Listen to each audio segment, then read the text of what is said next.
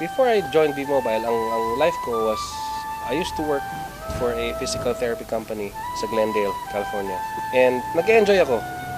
But nung sinabihan ako ng friend ko, may magandang opportunity sa Philippines, sabi ko, unang-una, nagdadalawang isip ako. Sabi ko, paano magkaka-opportunity sa Pilipinas? In fact, all these people pumupunta ng abroad para maghanap ng magandang opportunity.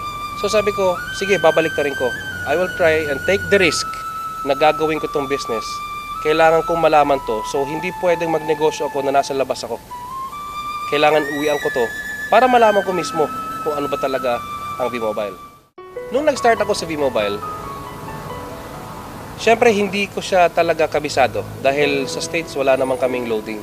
Puro kami postpaid. So sabi ko, I'll give it a try. Sabi ko, pwedeng aralin ko siya kasi lahat naman ng bagay hindi pwedeng nalalaman mo agad. Of course, lahat naman pinag-aaralan natin. Sabi ko, bibigyan ko lang siya ng konting time. And ang goal ko actually sa V-Mobile is kung kaya niyang tapatan yung sweldo ko sa US, masaya na ako. Ginawa ko siya, sinunod ko yung proseso. Okay? Inaral ko siya, inalam ko lahat ng detalye. Pero ang ginawa ko lang, hindi yung buong-buo. Yung pinaka-basic na kailangan ko lang dapat malaman about V-Mobile. Yun lang muna ang ginawa ko. And then from there, doon ako nag-start, nag-pick up from other leaders na naturuan ako. Of course, parang magtatanong ka ng isang bagay sa isang tao na alam niya yung negosyo. So lahat ng pinagtanungan ko, lahat ng kumita. Kasi hindi pwedeng tatanong ka ng isang bagay sa isang tao na hindi kumikita sa negosyo. Eh, hindi naman pwedeng matuturuan ka ng maganda doon dahil, of course, yung mga bagay na yun will always come from experience from people na kumita. Ang natutunan ko dito is by helping people, you're helping people earn. By doing that, ang outcome nun is what kung ano yung naging nangyari sa akin. Now, dito pala, it's not all about pera-pera. Kasi kung sa ibang mga bagay-bagay, oo, pera-pera lang yun. That's for you.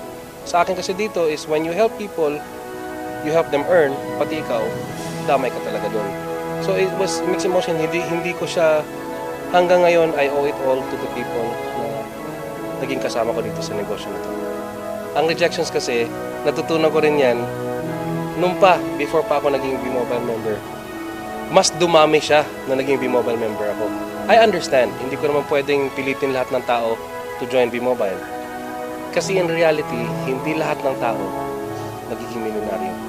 So this is only for the chosen few or for people na magde-decide na gusto talagang magbago ang buhay.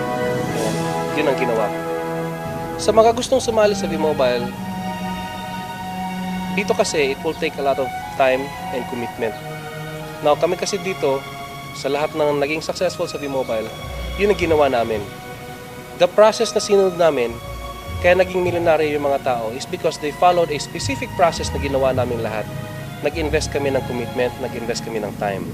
Now if meron kayo niyan, pwede natin trabahuin. But if you don't have that, sabi ko sa mga tao ko, huwag na lang po kayo mag-join.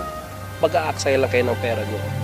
Now, dito kasi, once you decide on something, stick to it. Kasi it just really makes good business sense.